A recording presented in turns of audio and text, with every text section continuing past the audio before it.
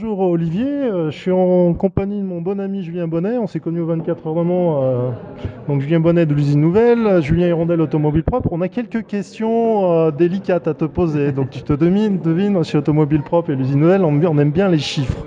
Alors, combien de Model S ont été commandés et livrés en France jusqu'à aujourd'hui? Combien de Model S nouvelle génération avec le nouveau facing ont été commandés, voire livrés? Je ne suis pas trop au courant des livraisons. Enfin, la Model X, combien il y a eu de commandes en France? Nous, ce qui nous intéresse, c'est les chiffres France. Combien de Model X ont été commandées en France et les premières vont arriver vers quelle période en livraison? Et enfin, la dernière question qui tue, combien de Model 3 ont-elles été commandées en France? Alors bonjour messieurs, merci pour ces questions et je suis navré parce que vous le savez déjà, mais nous ne communiquons pas de chiffres effectivement par marché, plutôt dans leur globalité. Néanmoins, combien de Model S en France? Plus de 1000, puisqu'en l'occurrence nous avions livré la 1000e Model S française tout début janvier de cette année dans le cadre de l'inauguration de la succursale d'Aix-en-Provence. Les Model S nouvelle génération, les livraisons, il y a déjà des clients qui sont livrés.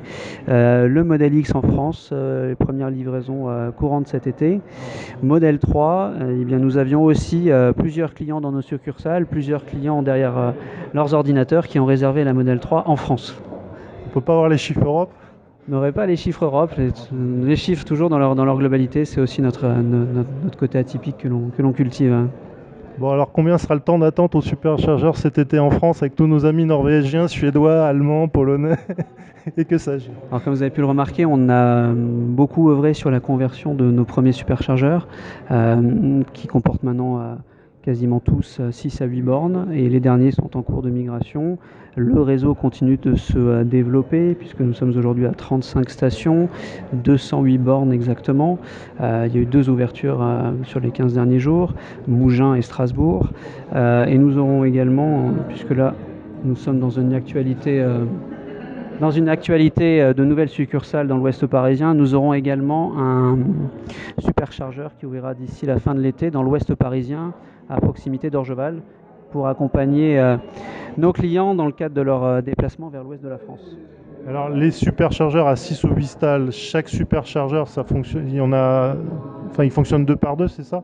Ils délivreront 120 kW chacun, chaque prise délivrera 120 kW, comment ça se passe? Alors superchargeur c'est jusqu'à 135 kg et avec des installations de 6 à 8 bornes, là où vous avez eh bien, les points de passage les plus fréquentés sur les nœuds autoroutiers, notre volonté et notre approche c'est vraiment d'avoir cette rotation toutes les 20 minutes, donc d'avoir systématiquement plusieurs bornes disponibles pour permettre à nos clients d'avoir toujours d'une part une borne de charge disponible, d'autre part le superchargeur communique avec la voiture et adapte la vitesse de recharge la plus adaptée.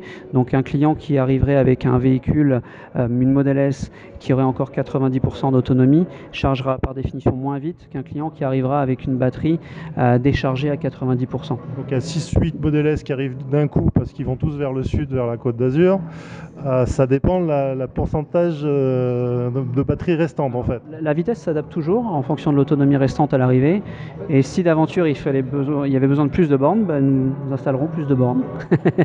Alors on a entendu aux États-Unis d'un système de réservation à la recharge. Est-ce que ça va un jour venir en Europe? Ou est-ce que c'est un fake aux États-Unis? Alors j'ai pas été attentif à ça, mais aucune information concrète sur le sujet. Donc il n'y a pas encore de réservation de superchargeur pour recharger et de durée limite? Au courant du taux d'occupation des stations de supercharge? Alors non, parce que comme je vous disais, c'est vraiment le cycle de 20 minutes de 150 km, c'est vraiment pour assurer cette rotation et la disponibilité d'une borne. Mais ce dont vous faisiez allusion, rien de concret là-dessus, en tout cas à l'heure où on se parle. Et quand la Model 3 va arriver, il y aura un petit problème au superchargeur, si tant est que l'option soit pas trop chère pour le Model 3. Alors vous savez, si je prends l'exemple de la France, la première station de superchargeur a ouvert en juillet 2014. Nous ne sommes pas encore en juillet 2016 et nous avons 208 bornes. Donc le réseau de superchargeurs continue à être déployé, c'est ce que Elon avait dit dans le cadre du lancement de la Model 3.